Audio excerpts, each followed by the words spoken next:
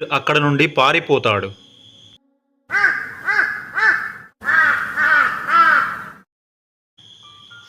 వచ్చిన దారిలోనే సుధీర్ తన బైకును కూడా మర్చిపోయి అక్కడ నుంచి పరిగెడుతూనే ఉంటాడు.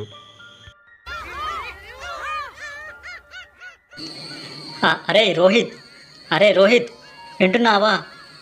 అరే రోహిత్, మనం అప్పుడు చంపిన మాధవి ఉంది చూడురా, అది ఇప్పుడు దయ్యంలా మారి నా వెంట పడుతుందిరా. నన్ను చంపేలా ఉందిరా, నన్ను కాపాడురా రోహిత్. రే సుధీర్, ఏం మాట్లాడుతున్నావురా? ఇప్పుడు నువ్వు ఎక్కడున్నావు? అసలేంటి?